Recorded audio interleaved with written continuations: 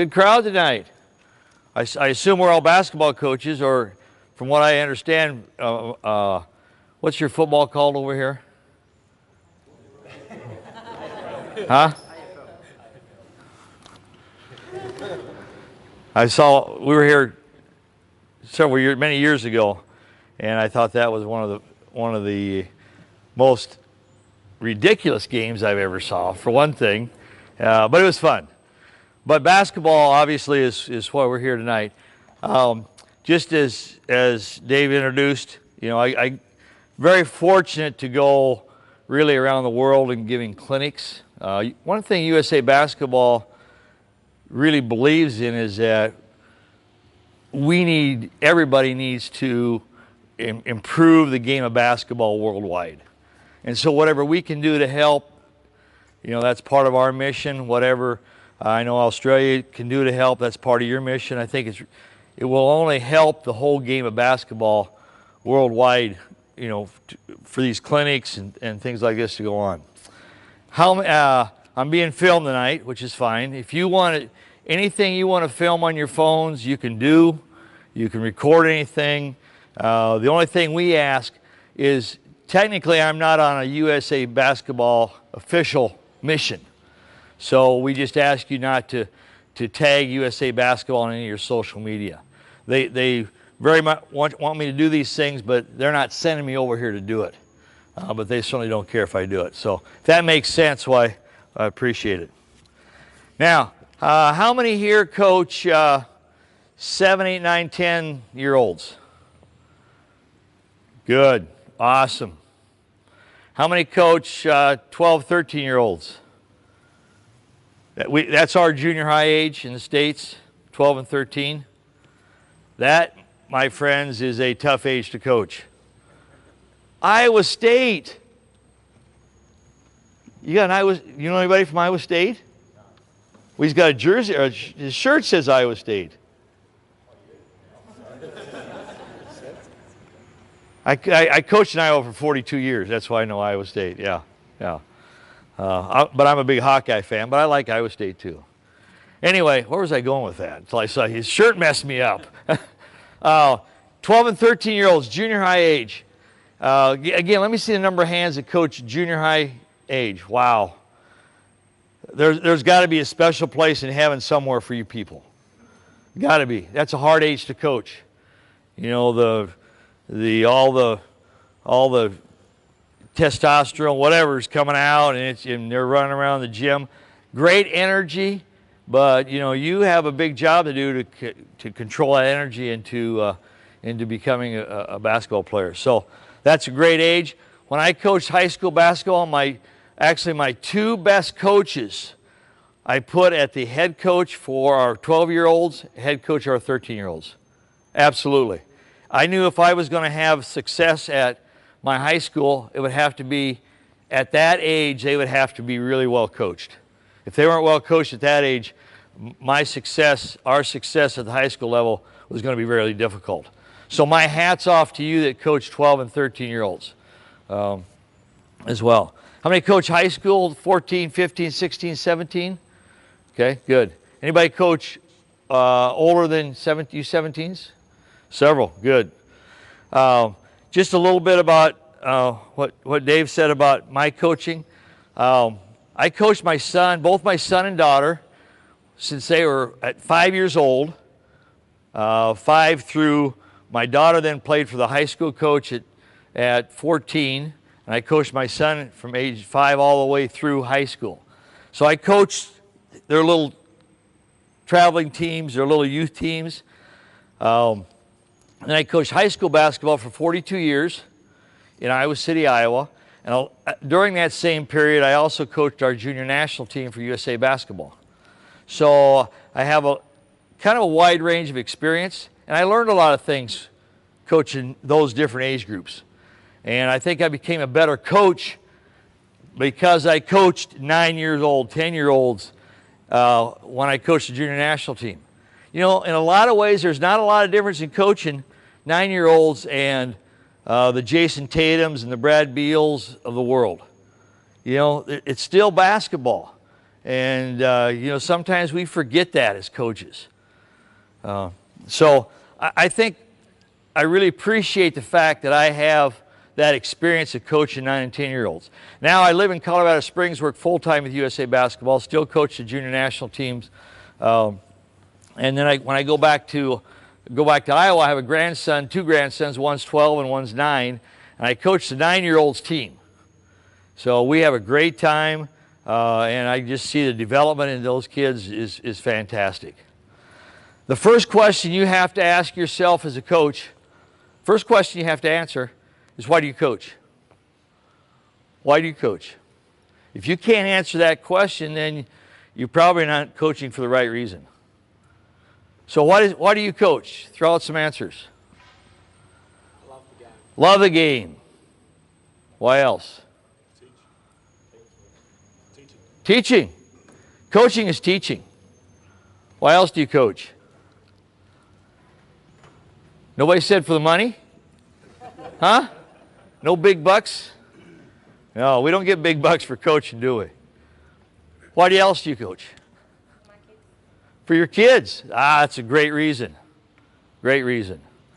I think for me, I really didn't know why I coached other than the fact I just love basketball.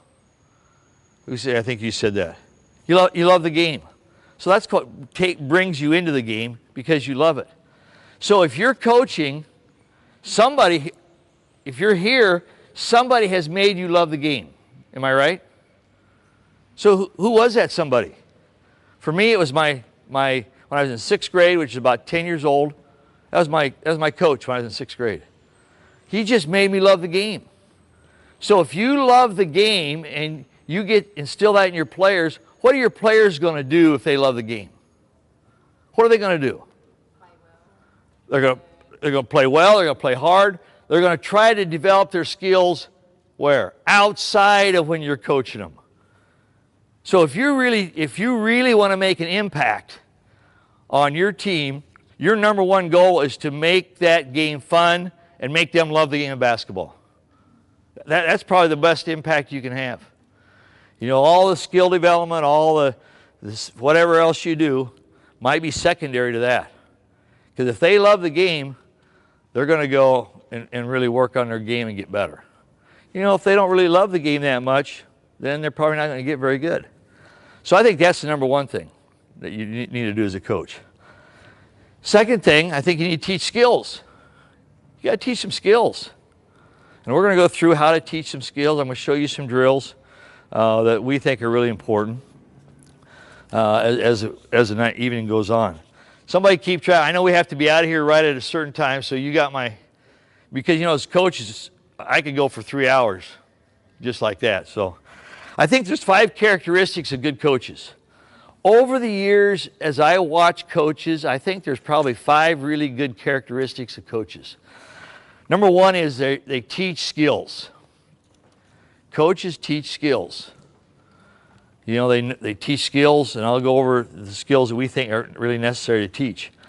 But teaching skills is not just throwing a ball out and saying, all right, we're going to go scrimmage for the next 20 minutes. That's not teaching skills.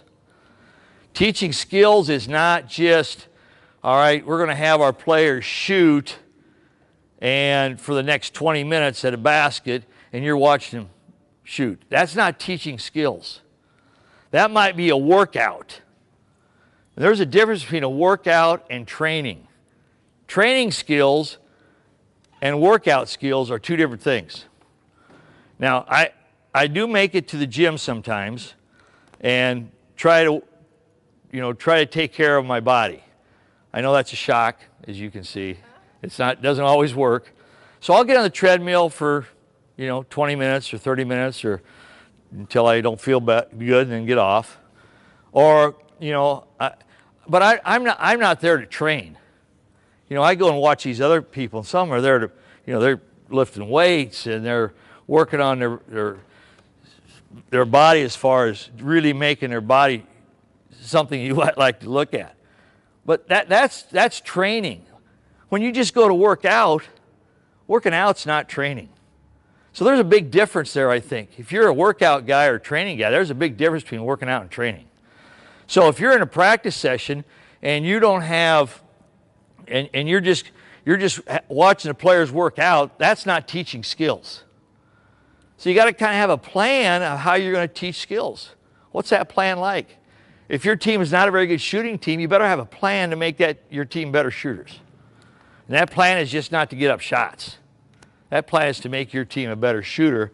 You work on the form, you progress, and then you work. So I hope that makes some sense. So that's the first characteristic of good coaches. And I have the chance to go to a lot of high school practices, college practices, and there are a lot of coaches, in my opinion, that are just don't do a very good job teaching skills. They are dependent that you that coach 12 and 13-year-olds, they hope you did a good job so they didn't have to, unfortunately. Number two, the best coaches are great communicators. Great communicators. What does that mean? There's a lot of form to communicate, and how you communicate is really important to players. Players love to hear their name called in practice. Instead of just saying, hey, that's a great rebound, you say, Johnny, that was one of the best rebounds I've ever seen of you. They love that. So you're communicating that. How you teach communication in your players is a form of communication. You know, how you communicate when something goes wrong, how you communicate when something goes right. Just a little thing on some things on communication. How long do you think, probably this age group might be a little bit more, but most of the kids we coach at your age, how long do you think their attention span is? How much? 20 seconds. That's a little too long. And I read really, I don't read a lot, but I read things I really like to find out about. So there's a study done by Stanford University, ages 12, 13, 14, 15-year-olds. The average attention span, I don't even know how they measured it, so I'm not going to get into that detail, was 7 seconds. 7 seconds. So if I'm a coach and I'm out here giving a 10-minute oracle about a skill, guess what? I've lost him for what? 9 minutes and 53 seconds. So we say teach in sound bites, not paragraphs. You know what? You're not going to teach everything all at once. In other words, when you teach shooting, you're not going to teach all the skills in shooting at one time. Pick out one or two things, work on that. That's a communication thing. That's a communication thing. So I think coaches talk too much in practice. I think what we do is we take away what the players need to do by talking too much. So communication. Number three, I really think that a characteristic of a good coach, you have to be organized. Organization skills have got to be at a high level. You can't come to a practice and say, you know what, I'm just going to wing it today. We're going to play a little 3-on-3, a little 4-on-4, then we'll scrimmage. Your players read right through you that you're not very organized on that. Okay? So be organized. What you do, what you want to teach, have a plan.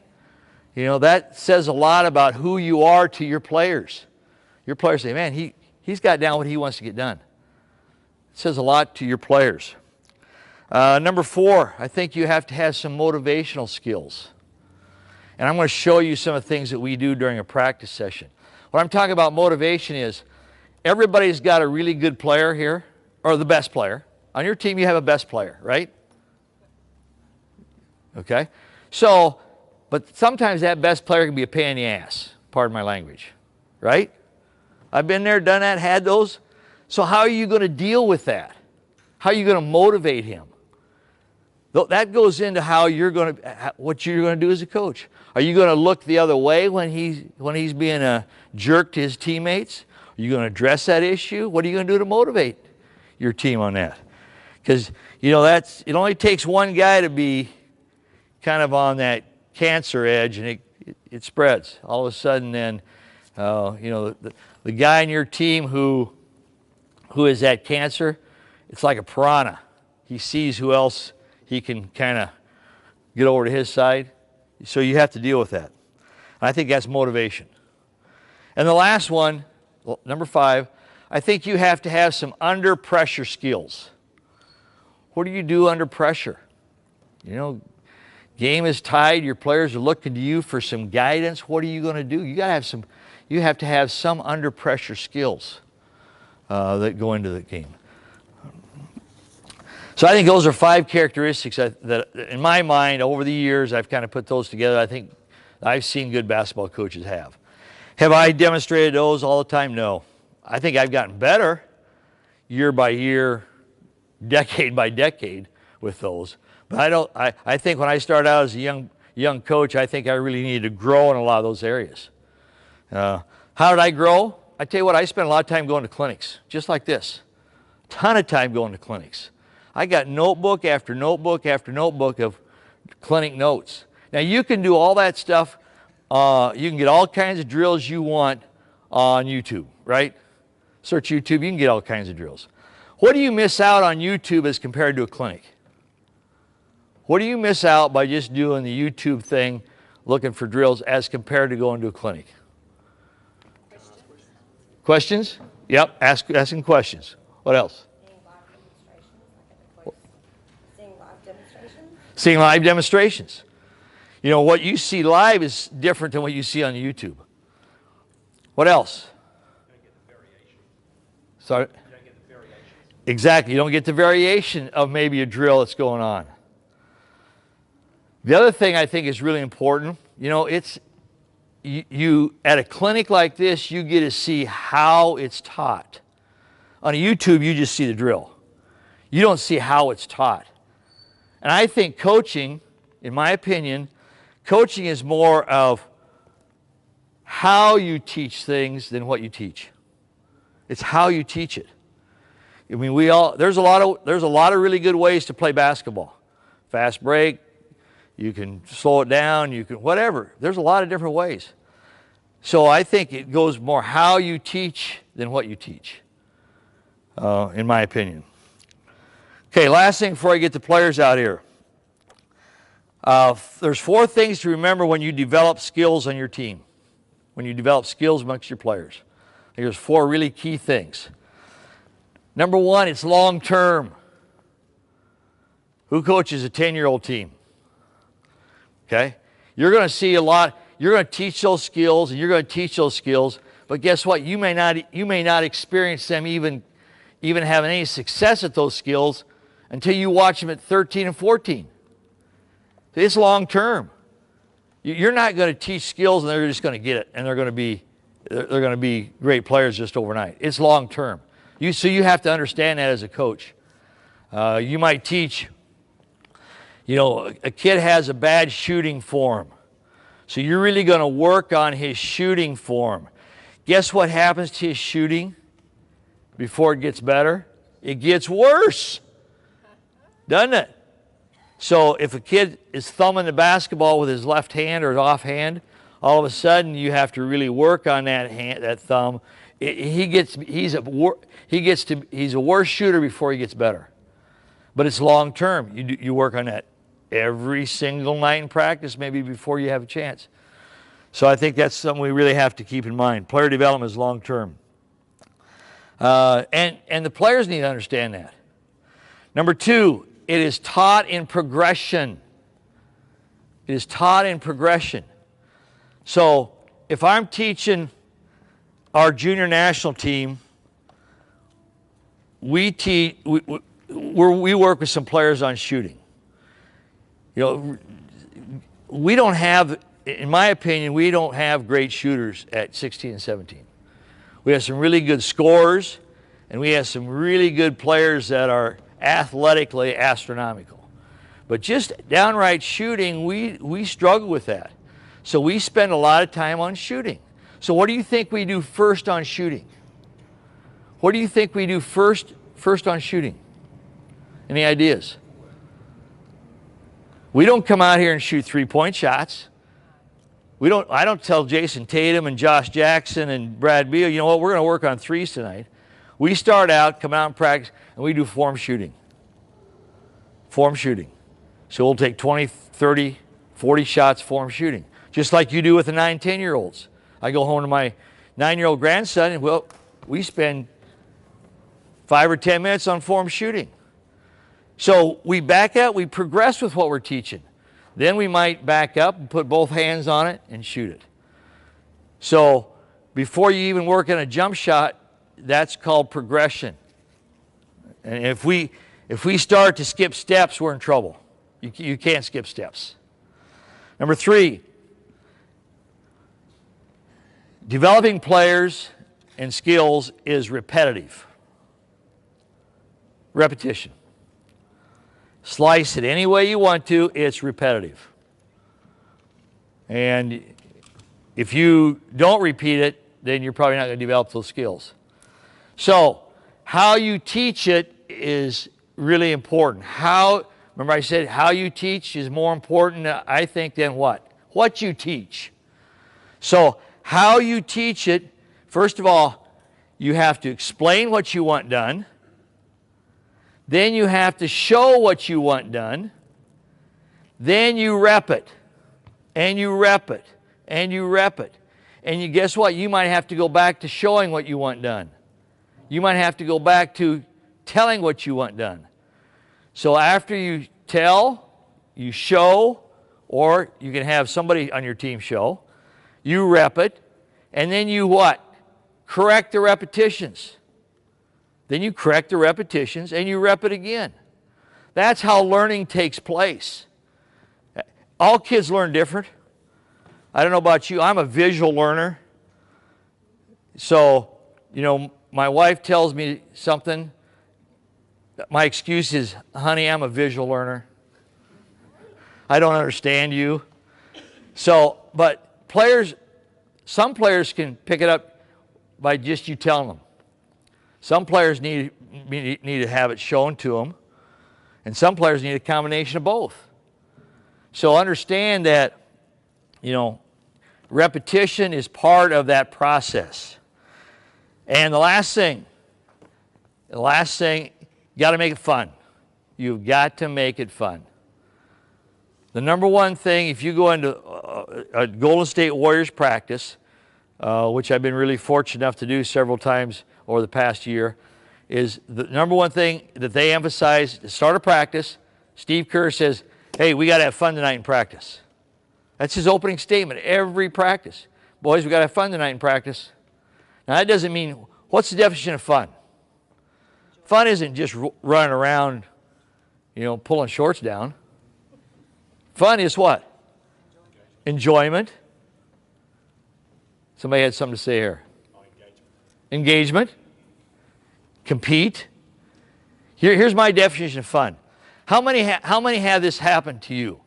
A parent comes in and says, Coach, my son or daughter just really isn't having a lot of fun. Anybody have that happen? Nope. Your Australian parents are much different than American parents. So I say, well, what's your definition of fun? You got to have some definition of fun. Well, I don't know, but he's just not having fun. Is it fun because he's not playing? Well, he's not playing because he's not good enough. So let's define what definition of fun is. My definition of fun is doing a hard thing well. Doing a hard thing well. Taking a skill and doing it well. That's fun. Kids love that. Challenge them. So make it fun.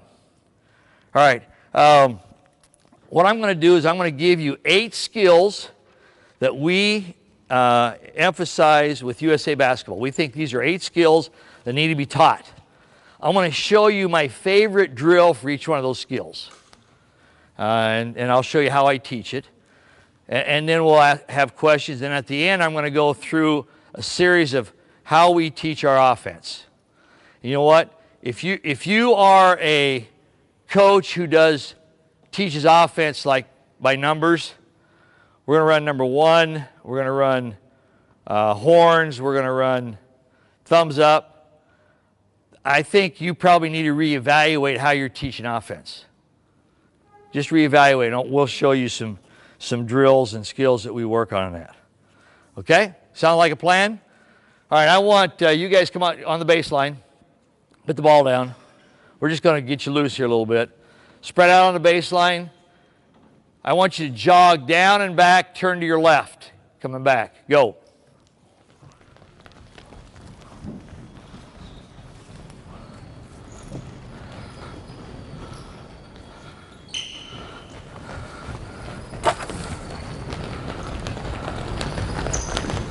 This is an awesome group. Did they all turn to their left? Last night I was in Sydney and 3 of them turned to their right. I mean, we got to do this again. So good job. So slap it up, give somebody a high five, fist pound, tell them good job.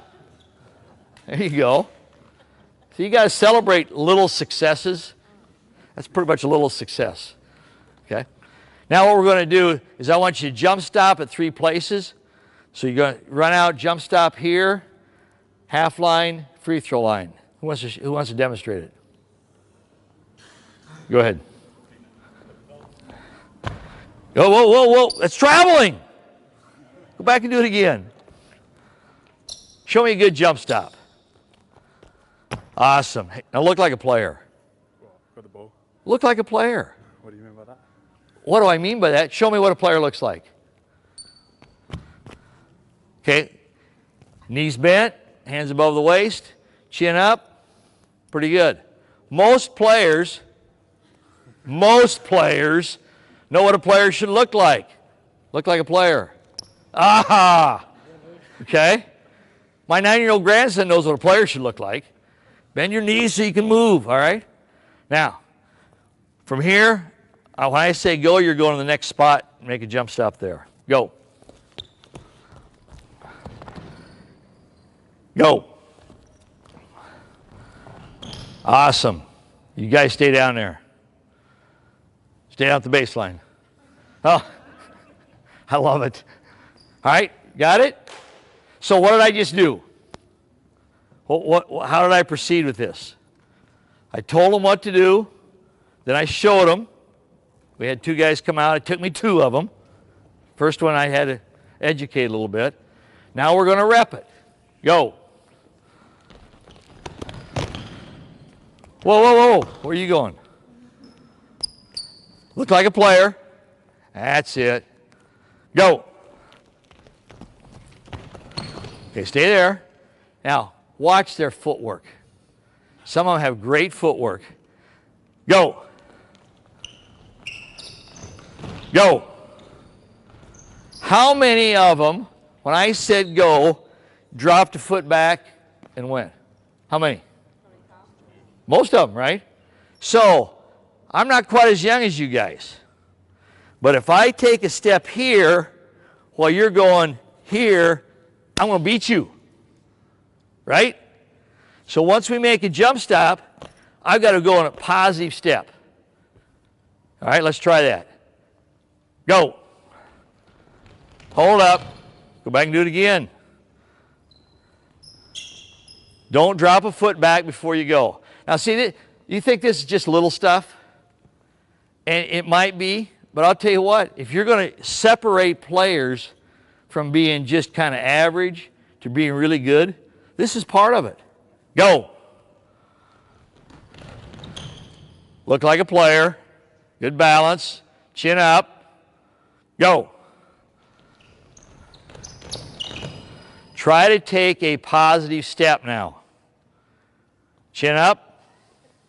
Go. Hold up. That's it. Good. All right. What's your first name? Charlie. Charlie? Charlie, you've done it wrong every time. But this is the time you're going to do it right. Got it, Charlie? I got faith in you. All right? Go. Hey, all right. Give each other a high five, fist pound. Tell each other good job. Okay? So we're trying to build being a good teammate. You have to intentionally in practice, you have to put in time so the players know what being a good teammate is. You got to intentionally do that. Otherwise, they won't say a word to each other. The best teams are the ones that make the most noise. Okay. Now we're going to do we're put in a few pivots. So we're going to come out to the free throw line, jump stop, and we're going to do a reverse pivot. What's a reverse pivot? Charlie? Awesome. Show me. Jump stop. Look like a player. Good. Whoa, whoa. Don't travel. There you go. Good. Now, turn the other way. Reverse pivot the other direction. Awesome. Okay. Good. Go back. So there's 4 pivots you need to teach. 2 reverse, 2 front pivots. You think, do I really need to teach this? Yes, you do. Yes, you do. We have Jason Tatum's of the world right here, and this is exactly what we do at our national team level to start practice. Exactly. So they understand what a pivot is, how to pivot, what to do with their footwork. All right, you got it, guys? We're going to do a reverse pivot. Normally I would say, all right, we're going to do a left foot reverse pivot or right foot. We're just do a reverse pivot. Spread out a little bit. There you go. Big guy, what's your first name? Lewis. Okay. Lewis, are you doing a good job at this? Okay. Charlie? Positive step this time? Got it. Go. Did he take a positive step? He just told me yes, and he takes Charlie. All right. Take it. Now, go ahead and complete your pivot. Complete your pivots here. Look in that direction. Yep, there you go. Go.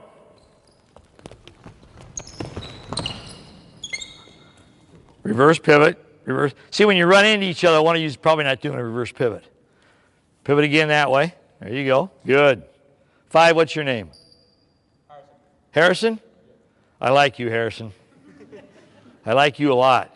You and Charlie should be together because you can help him out. Okay? Go. There we go. Good. Reverse pivot. Back. Go. Start again. Now we're going to do a front pivot. Charlie, show me a front pivot. Come on out and show me a front pivot. There we go. Excellent. Good job. Give Charlie 3 claps. Okay, go. Good. Back. Go. Back. Go. Back. Go. Awesome. Hey, much better. You guys got a little better. Just as those 3 or 4 minutes we did it. Nice job. Give yourselves 3 claps. Those claps sucked. Give yourself 3 claps. There we go. That's it. Got to be proud of when you get things accomplished. So this is just a basic footwork drill that, you know, if you're going to get skills to a level where they're really competitive skills that they're accomplishing, it takes some groundwork. It takes a base. You know, you got to have a foundation. Footwork is your foundation. All right, so I'm going to cover the first skill that I think you should work, that we think you should work on, is footwork. And this is part of footwork. Here is a second thing that we do about footwork involved in every drill you do, every skill you do is footwork's involved. So as I progress here, we'll take some of this in footwork. Now we got 2, 4, 6, 8. Okay, we only had 8. 2 guys showed up late. Right? What are you grinning about? 56? Were you one of those that showed up late? Okay, good. What's your first name?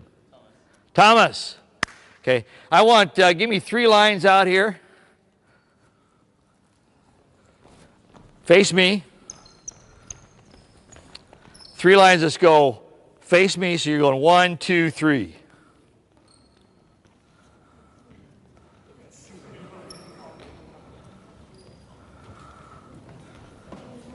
Okay, I didn't, obviously not explain it very well.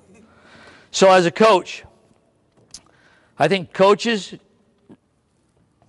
give directions more than once, you're hurting yourself. I've learned over the years that you say things one time, Because what happens is, I just told them once, line up 3 lines. And I kind of explained why I wanted the lines. But what happens is your players will tune you out because they know you're going to repeat it. So you've got to be really conscious as a coach to give directions one time. And then what? Guess what? They're going to have to figure the rest of it out. If they weren't listening, they're going to have to figure out what to do. Now, that's really important in my estimation. And I was world's worst at that. I would say things 3 and 4 times as a young coach. And I learned, you know what? They're not even listening to me the first 2 times because they know I'm going to repeat it. So watch yourself when you give instructions. Now, go back in the baseline. A lot of these things are how you do things in practice. And we really feel strongly about some of these. Who controls the pace of your practice? Pace of practice is really important. If you never thought about that, the pace of your practice is really important. Who controls the pace of your practice? You do. The coach should. Because you want a pace that you want, maybe it's a quick pace, whatever your pace is, you want that pace. Your players, they will milk you for time on the court. How do they do that? How do they do that? Well, come out here and get in lines of 3. By taking their time to do things. You want them to. They're going to milk you for everything you got. So they're setting the pace of practice when they do that, not you. Okay? Go back again.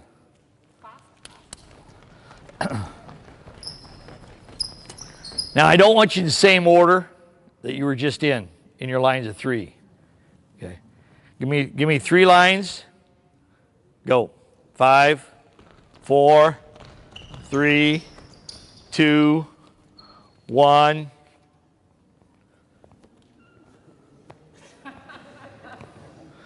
Attaboy, Thomas. Attaboy, Thomas. So I do a lot of that. So I'll give them an instruction and I'll start counting backwards.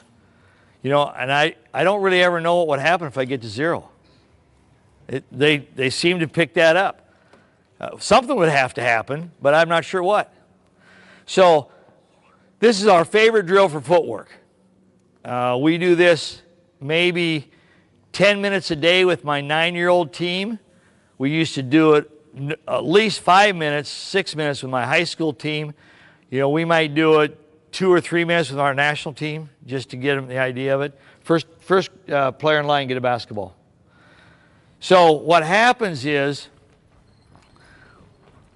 on teaching these, and remember this, you never graduate from a skill. Your players never graduate from a skill. So even though you think, they know how to do footwork, they know how to do pivots, we're not going to work on it today or tomorrow or the next day. We worked on it the first day of practice, and we're good for the rest of the season. Now, that doesn't work that way. Who's the best shooter in the NBA, would you say? Well, he didn't win the 3-point shooting contest, did he? Joe Harris won it. But Steph Curry is probably one of the best ones. Do you think he's a great shooter during games? Do you think he doesn't work on shooting anymore? No. He makes, after practice, he stays and makes 500 shots after practice. The best shooter in the game of basketball still works on shooting. He's never gotten good enough that he doesn't have to work on shooting. So your players obviously need work every day in practice on skills. They never get good enough that they don't have to work. So we're reviewing these. We might review it. So as the season goes on, you're reviewing the skills, but you're still doing the skills. One of the things I always took great pride in my high school teams, and it took me a while to figure this out, is after I coached for a while, my high school team seemed to always be at their best at tournament time. We would play 22 games, and then we'd have our state tournament series, starting out with district. For some reason, we could have 7 or 8 losses during the year, but when it came tournament time, we were always our team was always the best it could be. And so as I was evaluating that, I think real strong is because we still spent time every practice on skills. Because we had to review the skills. We just couldn't go out here and play 5-on-5 or run what do we run. I think that's important for you to remember. As the season goes on, sometimes we as coaches, we get lax in teaching our skills. Stay with it. That's where your players get better. That's where your players get better. So our number one of our 8 skills to teach is what? Footwork, right? Okay, we showed you the baseline part of it. Here's how we teach footwork with the basketball. Move over a little bit. Now you're going to dribble out with your left hand, make a good jump stop, make a reverse pivot with your left foot back. So you're going to swing your left foot back, make the pass, and go to the end of the line. Okay? What's your first name? Jack. Jack? Jack, you want to demonstrate that for me? Left hand, left. Good. Good. Okay. Now don't walk to the end of the line. Let's jog. Right, Jack? All right. Okay, so we told you what to do. We showed you what to do. Let's just go 2 dribbles out on this. Okay? Ready? Go. Good. Good pivot. Left foot back. There we go. See it? Good. Chin up. Nice job. Good spin. Good backspin on it. Pressure's on, Thomas. Pressure's on. Atta boy. Okay. Okay, stop. Now we're going to right hand dribble, right leg back. Show me. You're my man. There we go. Now try to do a couple things. Let's see if we can do a couple things better. On the pivot, let's stay low as we pivot. Here's what we do. I don't want us to come up, pivot, and then come down and pass it. Let's try and stay low all the way down the pivot. That head should stay level, okay?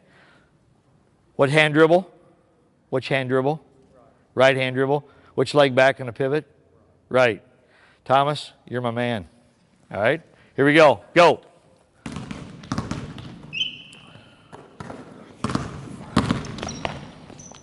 Good. Awesome. Awesome. Keep going. Right hand dribble, front pivot. Do a front pivot now. Right hand dribble, front pivot. Good. Good job. Great job.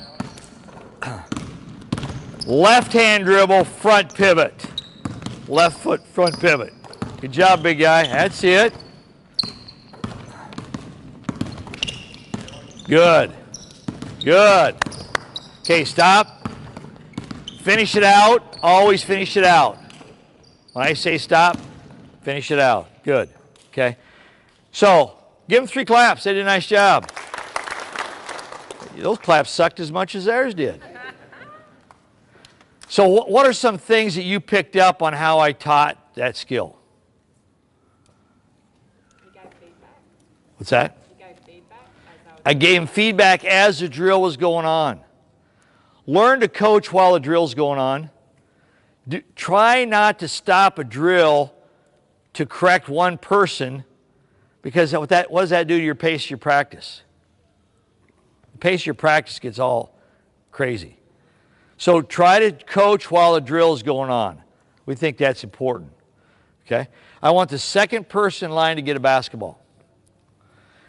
All right, now this goes a little bit with the second skill that we think is really important is passing. The best teams that you play against are going to be the best passing and catching teams. I don't care where, if you're playing in Australia, if you're playing in the United States, if you're playing in India, it doesn't matter. The best teams can pass and catch the best. That's the hardest team for us to play against. Hey, and by the way, we have a lot of respect for Australian basketball in the United States. A ton of respect for Australian basketball. We not only have players come in the States play college basketball from Australia. We played in the gold medal game in Dubai in 2000 and, what year was it? 14. We played Australia in the gold medal game.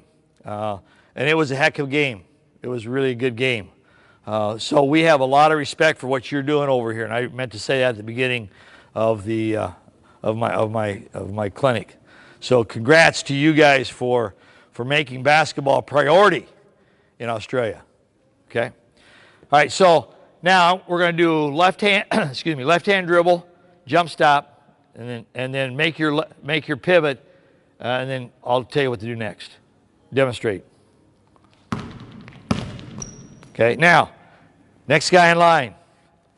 You are going to make a left hand push pass. At the same time, you're going to make a left hand push pass. Okay? Show me. Awesome. So now, the second skill is passing. Passing, I will say this, in my opinion, passing is not so much about technique. It is about focus, concentration, and decision making. That's probably more important in passing than, stepping, getting those thumbs down, and making it look good. Passing is a skill that takes decision making more so than it does how good you look. So left hand, left hand. Do it again. Go. Quicker, quicker. Come on, come on, come on, come on. Keep going, keep going. Awesome. Keep going, keep going. Really good, really good. That's it, that's it. Okay. Now when I blow the whistle, you're going to, what's your first name? Tom. Tom is going to dribble back. You're going to dribble out. Reverse pivot. Hand off here. Now you two are going to go. Quicker. Too slow. There you go. Good. Okay. Stop. Stay right here.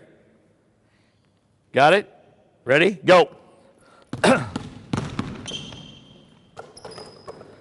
So we're adding focus to what we're doing with passing.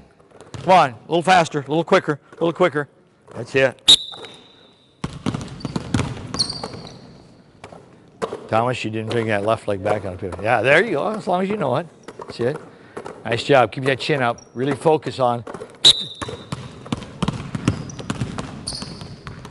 Good, good. Great job, great job. Good, good. Okay. Okay, stop. Stop right here. Now we're going to go this line out here. You're going to air pass it. You guys are going to bounce pass. Okay, we're going to demonstrate right here. Air pass. Yep. Well, we're not going to go like this. I don't want banana passes. Okay. You're going to go. So you're going to throw air pass. You're going to throw a bounce pass. Quicker, quicker, quicker. See it? Okay. Now I blow the whistle, and you're going to come out. You're going to go back. Okay. Ready? Go.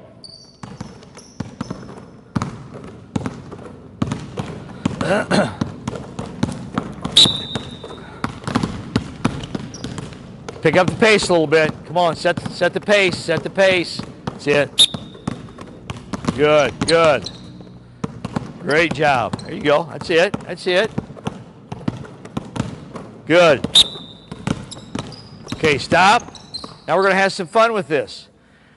Every time I blow the whistle one time, you're going to switch. So you're going to start out with what? Air pass, Thomas? Yeah. Bounce pass. Show me. Okay. Now, you're going to switch up. So now you're going to throw a bounce pass. You're going to throw an air pass. When I blow the whistle one time, do it. Okay, and you might have to talk to each other. That's it. Okay. Good. Now when I blow the whistle twice, hold up. Then you go dribble back, you'll dribble out. Yep. All right. So what we're really doing is trying to focus, have a great focus on what we're doing. Plus, they might have to communicate just a little bit. So we're asking them to figure it out. Basketball is a game, and I hope you remember this, that is way overcoached and undertaught. We try and coach every step of the way. That's not coaching. Coaching is having them figure it out. One of the phrases, if you'd come and watch my junior national team practice, is they would ask a question. Many times I'll say, you figure it out. You tell me what would be the best way. Then they learn. So we're talking maybe how to get over screens. Well, what do I do if this screen is set? Well, you figure it out. So I think when you have them figured out, they're going to learn a lot better than if you try and tell them every step of the way. Ready? Go. Come on, pick it up.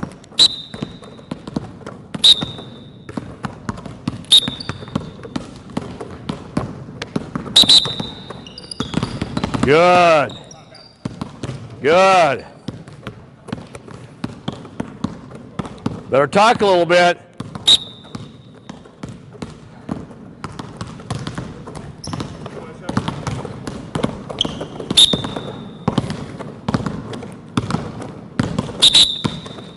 Good. That's it, that's it, that's it. There we go. Good job, big guy. There you go. Okay, hold up, hold up. So this is stuff we do. I mean, it's fun. The kids love it. You know, they're clapping. Well, these guys weren't, but you know, our team gets clapping. It's just fun for them. But it also really forces them to focus on what's going on. Last pass we're going to do is we call the same side pass. So you're going to put the ball left hand to his right, left hand to his right. Your left, his right. Catch it with one hand, throw it back. Thomas? Yeah. Did you get it? Yeah. You want to see it? Yeah. You want to see it? Show him. Awesome. There you go. Okay. So what happens now is these guys got to learn to be a good teammate. You know, they can't fire the ball at his team and expect him to catch it. So they got to be a good teammate how to pass the ball. So it's called same side passing. Ready? Go. There you go. There you go. See it? Dribble back. Dribble out. Nice. There you go. Good, good. Chin up. Look like a player when you do this. Look like a player. That's it. Good. That's it. Good. That's it. Charlie, right? Yep. Okay. Good job, Charlie. You've come a long way in 10 minutes. Good job, buddy. There you go. Hold up. Hold up. Any questions? This is a footwork drill, but it's also a passing drill. So the second skill we think you need to teach is passing. My favorite passing drill, give me 4 corners. 1, 2, 3, 4. 5, 4, 3, 2, 1. Hey, they're picking it up pretty good. When I start to count, they pick up their pace a little bit. 1 basketball. What's your first name? Cameron. Cameron's going to have 1 basketball here. We do this for a warm-up drill. It's just one of our favorite drills. You're gonna, and you guys may have done it. Pass. You're going to run to your pass. You're going to pass it back. Now you're going to hand off. Okay? You're going to pass, run to your pass, pass back, hand off. Pass, pass back, hand off. Pass, pass back, hand off. Good. You guys done this one? Yes or no? That's a yes or no question. Okay. Good. There you go. Good. Okay. Hold up. That reminds me of another thing. When you ask your players questions in practice, you will be pleasantly surprised or you'll be appalled at what you get. Ask your players questions. So what question did I ask them? Very simple question. Have they done this before? What was my first response? Absolutely nothing. So you got to get them to communicate with you. So then what did I say after that? That's a yes or no question. Then they answered me. So you converse with your team in the middle. Hey, now big guy, what's your first name again? Lewis, what's wrong with this picture? The numbers in each line. We'll fix it. Awesome. Okay. Now, I want Jack, I want you to get a basketball. 3, 2. Now we're going to do the same thing with 2 basketballs. Okay? Go. Good. Call out the names. I like it. See it? Hands up. Good. There we go. Good job. Nice job. Okay? Okay. Stop. Hey, tell somebody good job in your class. Give them a fist pound. High five. See it? Awesome. Now let's try, since you're so good, let's try 3 basketballs. I think you'll be awesome at it. Ready? Go.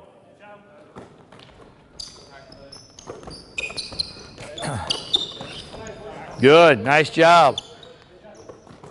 They're calling out names without me telling them to. Tremendous.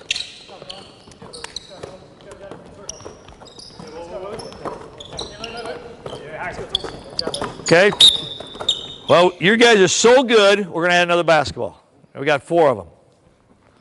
All right. Go.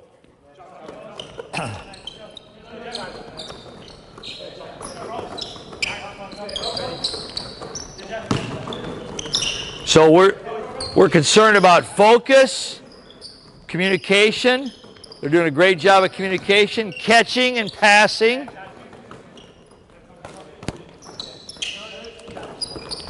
All right, good. Now I want you keep a basketball, Thomas, and Cameron, you keep a basketball. Throw yours out. I'll keep yours right here. Okay. Now you're going to do the same thing. When I blow the whistle, you're going to change directions. So you're going this way. When you hear a whistle, you're going to turn, and the ball's got to go the other direction. Easy. Go.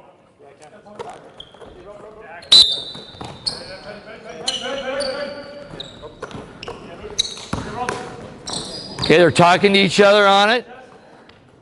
See it? Good.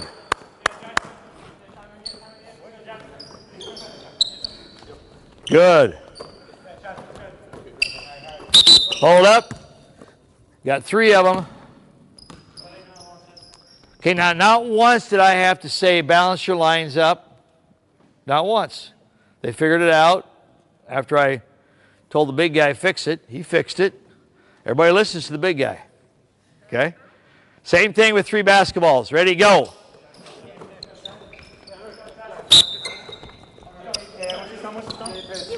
Good.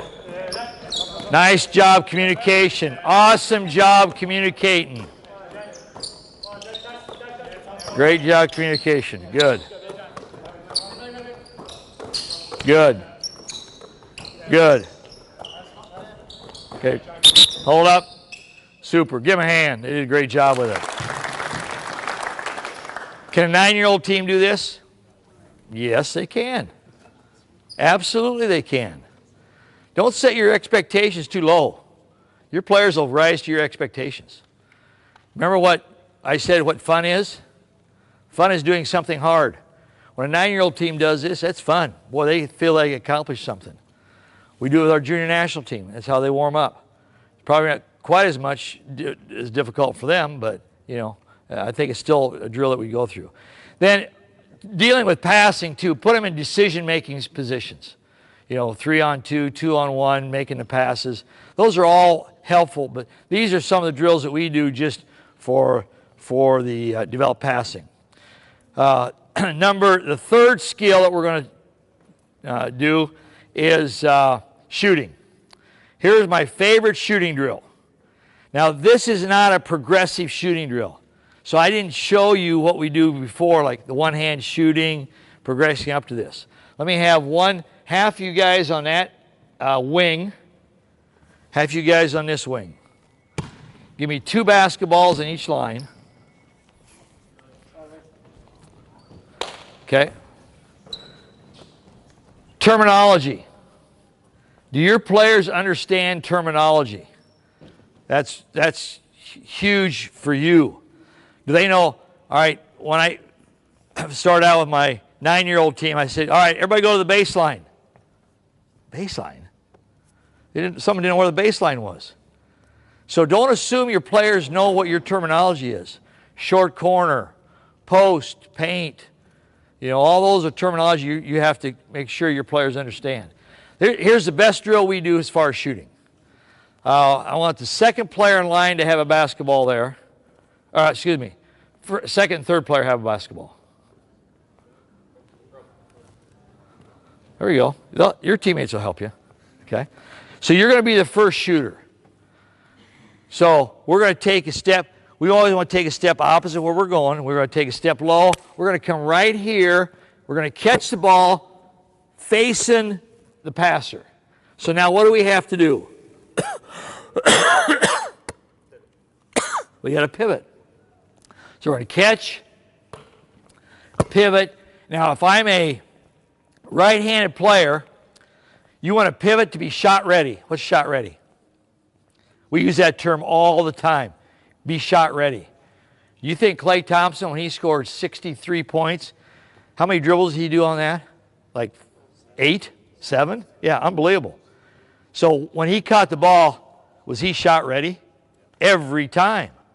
So your shooting foot is ahead of your non-shooting foot. That's shot ready. If I'm right-handed, I cannot shoot the basketball consistently with my left foot ahead. But you know how that happens? Why does that happen to kids? Because when they're 6, 7, 8, 9-year-olds, what are they doing? Huh? They're out here shooting it because they got to wind up and shoot it, right? That's why they have their left foot ahead if they're right-handed. So teaching that age group, no, you're not going to launch it. We're going to get our feet right before we shoot it. Okay, passer's going to be the next shooter. Okay, so you're the first. Come across, catch it, shoot it, that's it. Catch, pivot, shoot. Catch, pivot, shoot. Awesome. Good.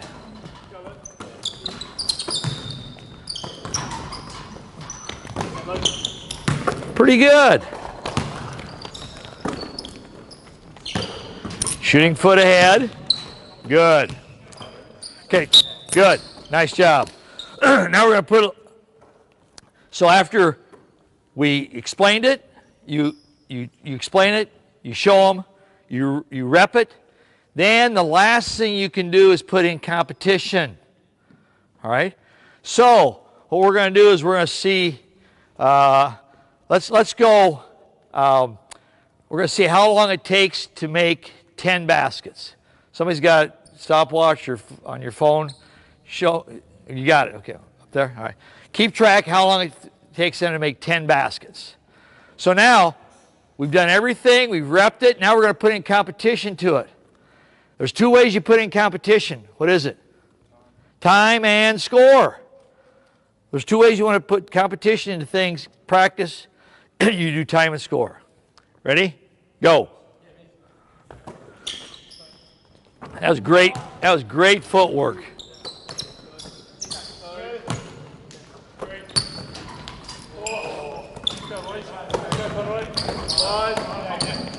Six, good shot, Chaz. 7, 8, 9, 10. Go to the other end, same drill. Right away, got to make 10. How long? Got to be 24 seconds.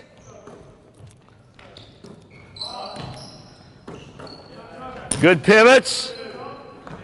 Really good footwork. Nice job.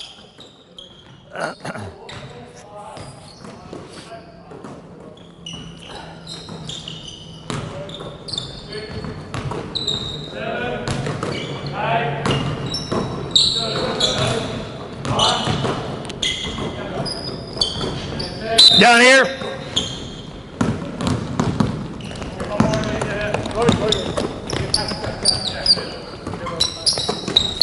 Okay, hold up. Really nice job. You're making me look really good, guys. Good job. So, why did I have him go from one end to the other? Huh? Yeah, so you work at both ends. But maybe even more so than that, you know, I'm trying to keep them engaged in practice. So I'm sending them from, as soon as they get done, they got to go to the other end. They're not walking to the other end because we're starting to clock right away. How many? 26 seconds there, 24 seconds here, okay? We will do this drill. Let's say we're working on our, half-court defense. All of a sudden, I will say, this is called our keyhole shooting drill. So all of a sudden, I'll just blow a whistle, keyhole shooting.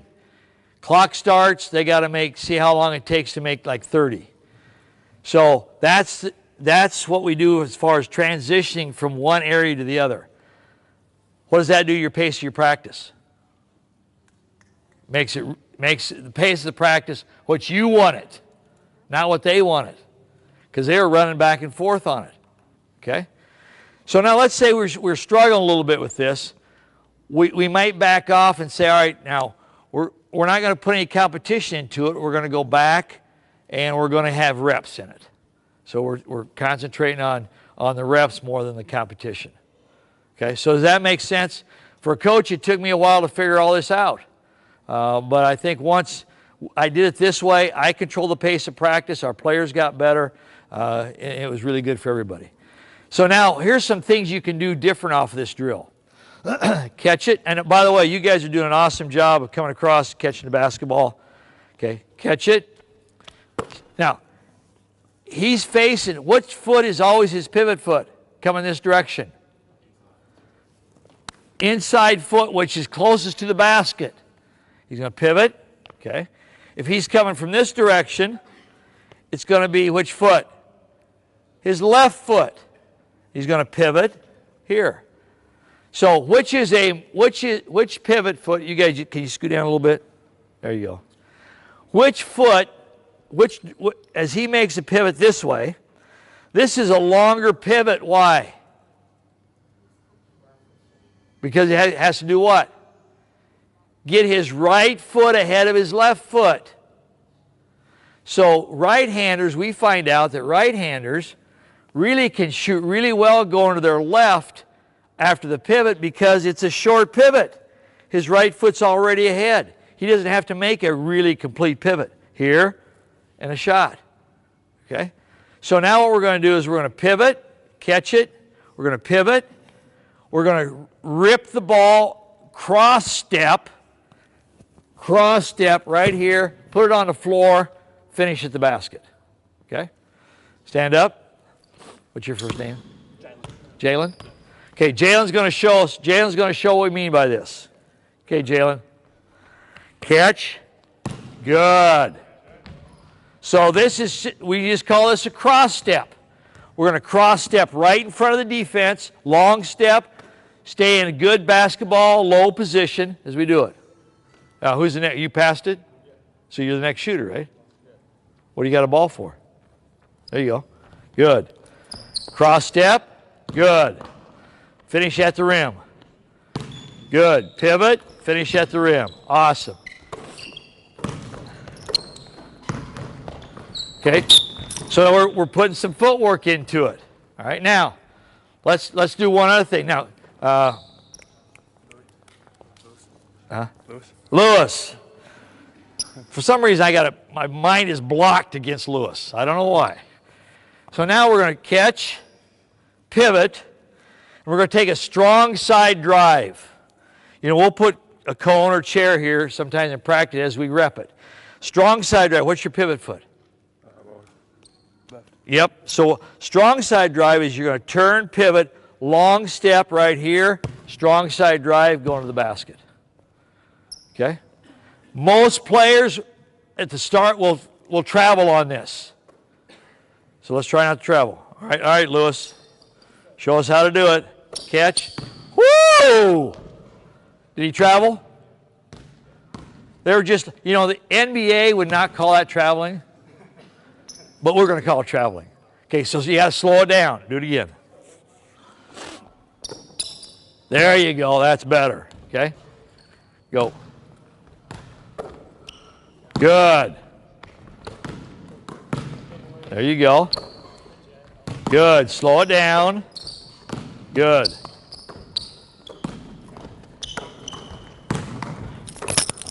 Great job. Okay. Okay, hold up. Go on the baseline. Slap it up, high five it up, tell them good job. That's the right time I got. Okay. All right. Any questions on that? You do a lot of things out of that shooting drill. Can 9-year-olds do that shooting drill? Absolutely. You know, we'll move it in a little bit. So we'll start down here and have them come right in the middle of the lane, but we can do the same drill. All of a sudden now their footwork is coming naturally. Now they're catching it here, they're pivoting, they step through. It's really amazing how quick they can catch on to these things. Okay, so what skills do we talk about so far? Help me out here. Anybody write it? Passing, shooting, footwork. But notice what we did with footwork. We did footwork in the shooting drill, right?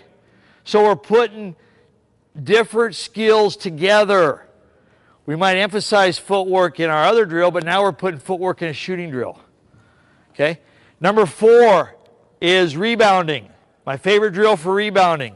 Give me 4 lines. 1, 2, 3, 4. And I gotta get going here because I'm running out of time. I want here. You don't need a basketball. Okay, you're gonna roll the ball out. Now we're gonna close out on him. You're gonna close out here. So hands are gonna go up. However you teach closeouts, fine. Our rule on rebounding is we call it chuck, you turn, and you get. You chuck, you turn, and get. Pretty simple. Okay, so as soon as you get it, you're going to shoot it.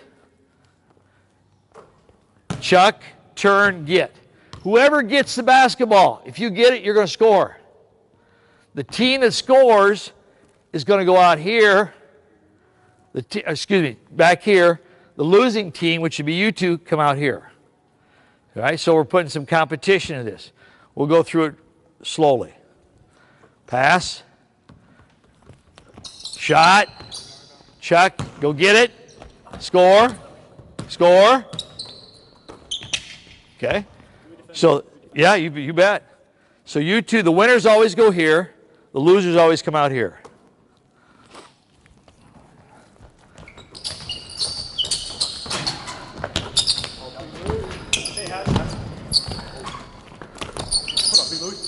Attaboy, Lewis. Okay. Winners go. Because theoretically, you guys should win all the time, right? Okay. Here we go. Chuck, turn, and get. Chuck, turn, and get. Good. Okay.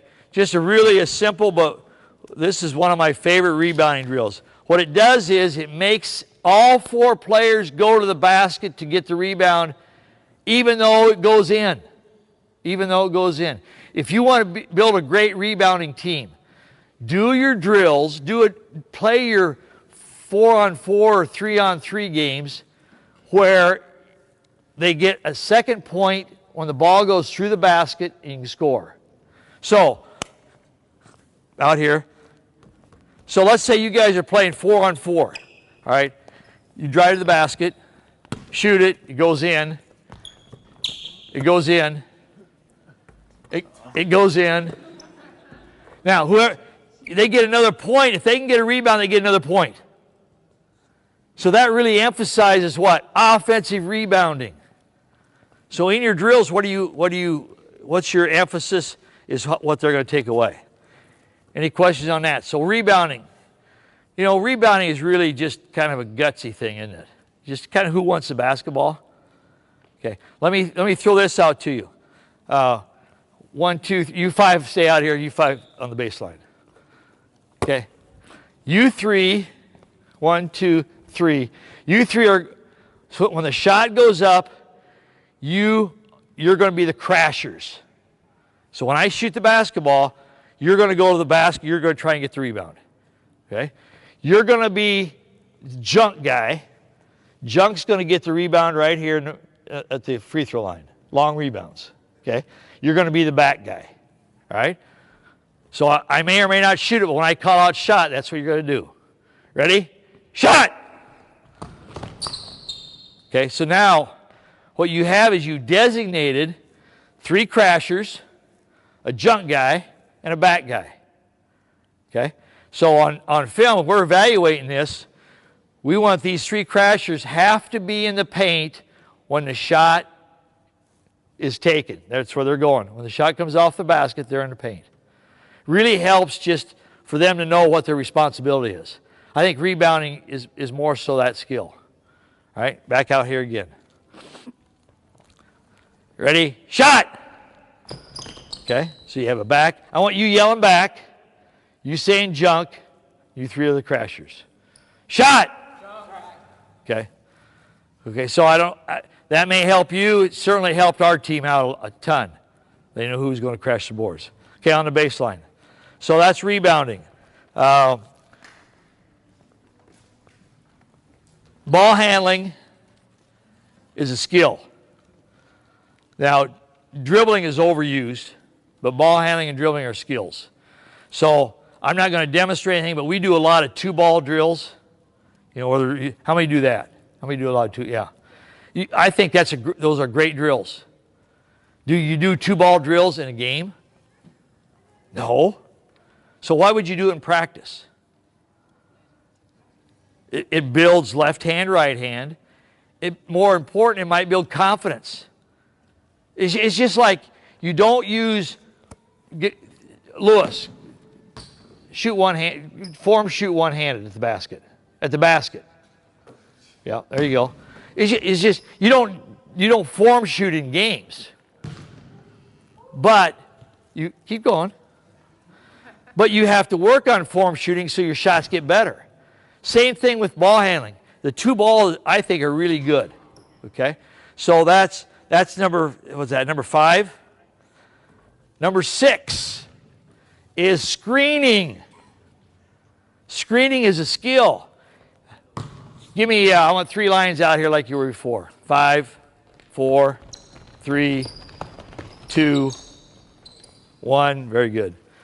So if you coach ages 8, 9, 10 or under, you should not teach screening. You should not teach screening. Starting at 11 and 12, you teach screening. Because if you teach those you coach 9 and 10-year-olds, when they want the ball passed to them, what do? Pass. Some.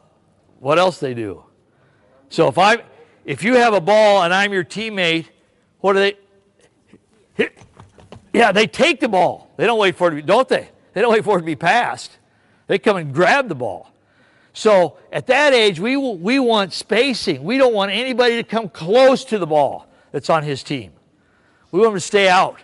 So that's why we don't teach screening from 9, 10. We do it at about 11 and 12 that we start teaching some screening. Okay, and probably we don't usually start with on-ball screening. We start with off-ball screening. Real quick, I want 2 players over here. Straight out from your line. Straight out from your line. There you go, behind each other. Okay, no basketball. Actually, this is not going to work. You come on, let's just go 2 lines. Figure it out. Just go 2 lines. Okay, you 2 are going to be the screeners to start with. Move over a little bit. So we're going to come down. What's a screen? A screen is what we worked on before. It's a 2-foot jump stop. That's a screen. That is a screen. So it's not real complicated. It's not my job as a screener to get my player open, is it? It's not my job. My job is to set a screen, and then it's his job to get open. My teammate's job to get open. So we're going to set a screen right here, jump stop, about 2 steps from him. Now, what you're going to do is you're going to go opposite of where you're going to make a cut off him. Yep, right there. Okay. Now, what we like to do on screens, come back here again, we want to get shoulder to hip that low. So take a step, shoulder, hip. There you go. As you come off the screen, I want the hands up. Now, you're going to set the screen. You're going to go here. Awesome. Hands up, coming off the screen. Attaboy, Lewis. There you go. Whoa, Lewis. Lewis, I love you, Lewis. Very good. Okay, let's go both sides. So this is how we start to teach screening. So maybe for, 2 or 3 minutes with our national team, we do this with Josh Jackson and Jason Tatum and Jalil Okafor and Jabari Parker and Brad Beal. This is what we're doing. Seems pretty simple, but if you don't teach screen how to come off a screen, they don't really know it. Okay, good. Now we're going to have, let's start, take a basketball. First name is? Carson. What? Harrison. Get a basketball. I'll get it right. Now you're going to set a screen on the ball. So we're going to jump stop, set the screen. Now what we're going to do is we are not going to take a dribble. So you said a little close. We're not going to take a dribble until you're beyond the screen. So we're going to step hard here. Right. Yep. No. Yep. Step. Step. Left-hand dribble. Come right off the screen. Pass. Good. Okay. Good. Good. That's it. Okay, hold up. Okay, so what's our progression here? Screening without the basketball, jump stopping, then we put the basketball in. This is teaching by progression. This is what we talk about. In order for your players to get better, this is how we have to teach the game. All right, I got 15 minutes left, 14 minutes. We're going to go, I'm going to run the baseline. The next 2 skills, did I give you 6 skills? Okay, the last 2 skills are whole offense and whole defense. So we're going to go really quickly on whole offense.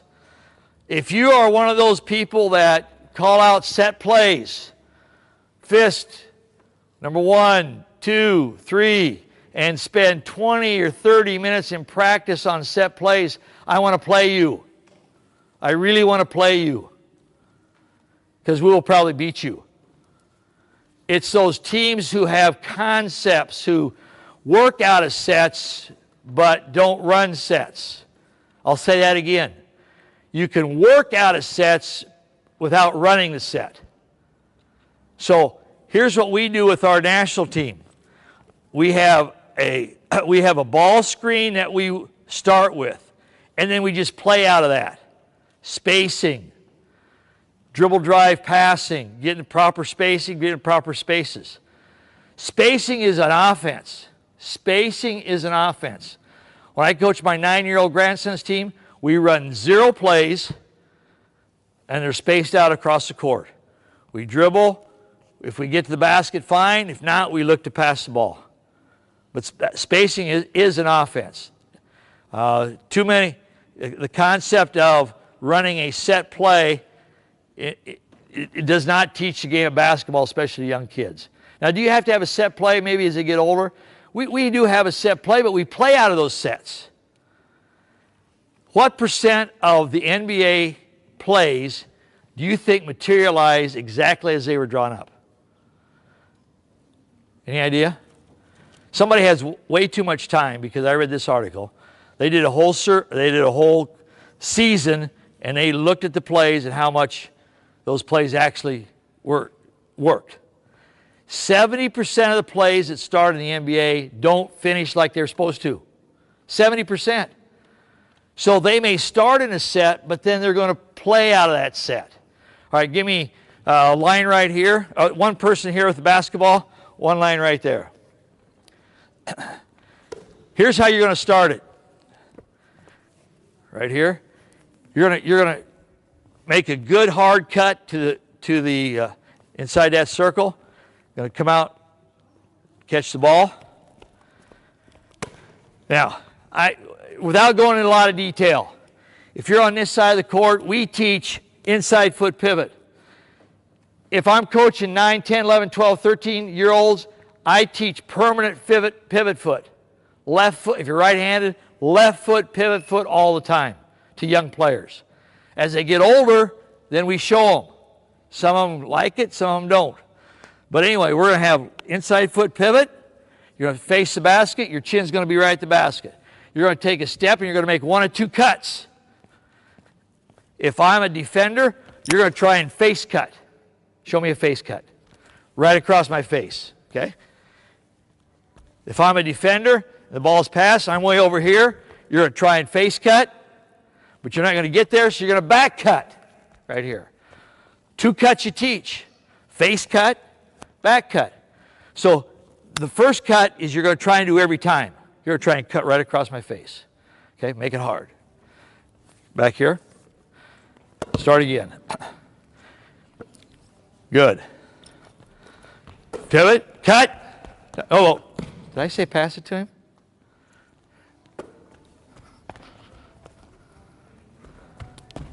Now, cut, go to the end of the line, dribble out, hard dribble out. As soon as he dribbles out, Thomas the next cutter. Cut, face cut, good. Dribble out, good. Cut, dribble out, look like a player, hard face cut, cut like you're going to get the ball. Okay, stop, get another basketball. Now we're going to pass to the cutter. Lewis, you're going to pass the cutter. Okay? What kind of cut are you going to make? Face cut. If you can, you're going to try and make a face cut. Okay? So make a face cut, pass, score. Soon as he shoots it, you're going to pass to Lewis. Lewis, you're going to dribble right here. Now you're going to be the next cutter. Pass. Cut, Lewis. Atta boy. There you go. Pass. Good job.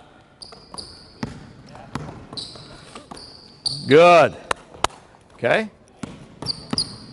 Okay, stop. Okay, back out here again. You start down. So what do we do? 2 on 0 without a shot to get the cuts down. Now we're going to go, we did the shot off the cut. Now what we're going to do is we're going to take the dribble. Come on out. Square up. Pass. Cut. Now we're going to take a dribble baseline, which is your pivot foot. Yep. So how are you going to take that? Yep. Where's my man at who just cut? Go to the corner. So we're going to dribble hard to the baseline. Right here. Shoot it. You're going to be the next guy out here. He's going to pass the ball to you out here, and then you're going to be the next cutter. Okay? Got it? Go ahead. Take it from right there. Stay there. Dribble. Good. Back out. Nice. There we go. Cut. Cut hard. Face cut. Dribble hard. Baseline. Pass. Good. Out. Good. Good. Good. Cut. Nice. Okay. So after every pass, what are we teaching? What do we teach after every pass? Movement.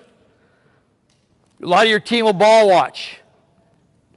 Well, they'll pass the ball and they'll just stand here and watch it, won't they? Yeah, I know. I've had a lot of players do that. So you're teaching ball movement. Now you're going to take a dribble to the paint area. Okay, pass, cut.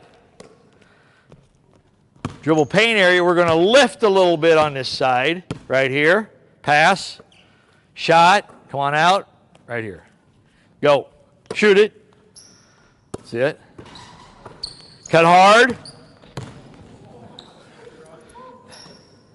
Lewis's big feet got in the way, didn't they?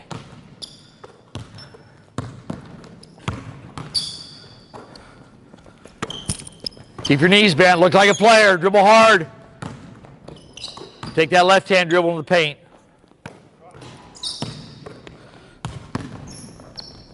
Okay, hold up.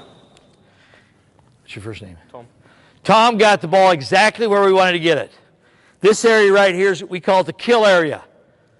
We tell our players, you get the ball to the kill area, you're going to score or get a good pass every time.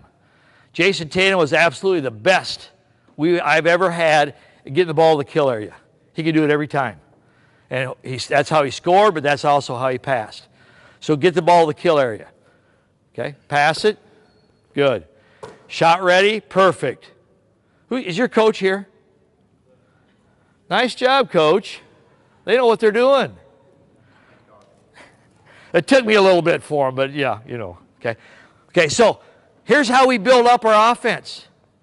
Spacing, cutting, making the proper passes. Now, I'm going to bypass, for lack of time, what we do now is we'd go 3-on-0. So quickly. Guy here, give me a guy over there. Now, these three you got to fill, these three spots you got to fill.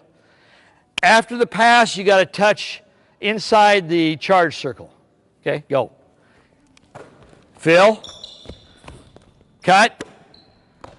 Cut. Fill. Pass. Good. Awesome. Cut. Cut a little harder. There you go. There you go. Good. It's almost a screen set there. Good. Okay. So that's the next progression. 3-on-0. Now we'd play 3-on-3 with this. Same rules. Now our most favorite game that our kids would want to play is called Cutthroat. 4-on-4 Cutthroat. If you YouTube Cutthroat, I hope you get that game. I know the name doesn't sound like it. Or YouTube me. I know we've had on that, but this is how it's played. Give me 4 yellow, 4. Are these Gold, yellow. gold?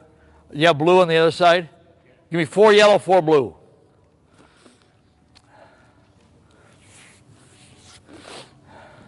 Match up. Okay, you guys start off there. Start down the baseline. 3 rules on Cutthroat. Every time you catch, you must square up and look at the basket. Right here. Okay? If I catch it and I put the ball above my head, I blow the whistle, your team is off. If I put the ball above my head right away, what am I saying? I can't play. Look at me, I can't play. Because the only thing you can do is pass it. You're telling everybody in the crowd and your girlfriend, by the way. You have a girlfriend? No. I can understand. You're telling them, I can't play. So we want the ball right here, chin up, look at the basket. Okay? Second rule is, once you pass, you got to cut. Got to move. Got to move. Okay? So you pass, you got to move. Okay? You can fill, whatever. Pass, cut, pass, cut, pass, cut, pass, cut, pass, cut. Third rule, pass, give me the ball for a layup, pass. Now, what did you forget to do? You passed it, what are you supposed to do? Cut. Okay, but he scored. So every time you score, you got to turn and thank the passer. Now, what's this cheers crap? You point to him, say, thank you. Thank you. No, he's got to be louder. Thank you. Yeah, because what has to happen, it's got to be loud enough so his mom in the back got to hear that. His mom's got to hear that because that makes him look really good. And she's going, that's my boy out there made that pass. And I want everybody to know it. Okay, so thank you. All right? Okay, here we go. Blue, you're out here on defense. When I blow the whistle, the team, we usually have 3 teams of 4. So it's going to be, we're going to try and do it here in a minute 55. Ready? Cut, good. No, it didn't square up. You're out. Touch the baseline, yellow. You're coming back on defense. Blue, right here. I got to touch it. Ball. Go. Hold up. Lewis, you didn't square up. Get out of here. Come on, Blue. Come on, Blue. You got to play defense.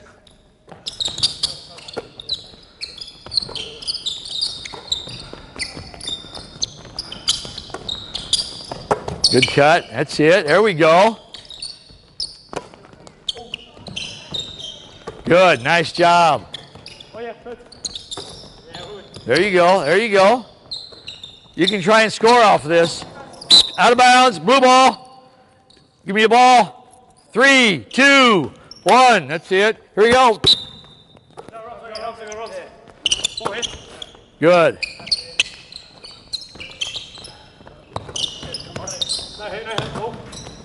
Good.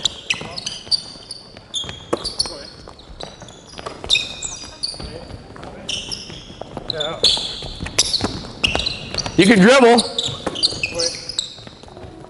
You can make him play defense on the dribble. Oh, you had him beat. There you go.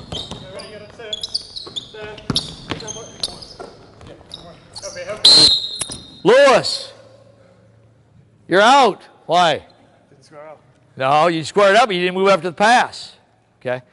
Okay, so I know the time's running short. That's called Cutthroat. It's a great learning game. You can add anything to it. Add limited 2 passes. You can start in any kind of set you want to start in. So sometimes we'll do this. You're at the high post. You come right here. Here's we'll start in this set right here. Pass. What do you got to do? Cut. Now we're going to ball screen here. Come off the ball screen. That's our offense. Now we're just playing out of it. So you could put anything you like into that drill. And what we do every day, we keep track of who wins and who loses individually. So, what's your first name? Tom? Sam?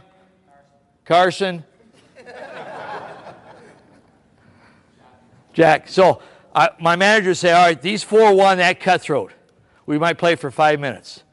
After about a week, you get a pretty good indication who always wins the games. Which player is really your most valuable player. So that's a great game for us to play. Our high school team would love to play that the whole practice every day. Our junior national team loved to play it. But it's also a great teaching game. I'm out of time, right? Thank you. If you want any of this stuff, go on our website, usab.com, and there's a place there to email. It goes to our general email, but they always give me the emails. So if you want any of this stuff, have any questions, that's what I do. So email me if you need anything. Thank you very much for being a great audience.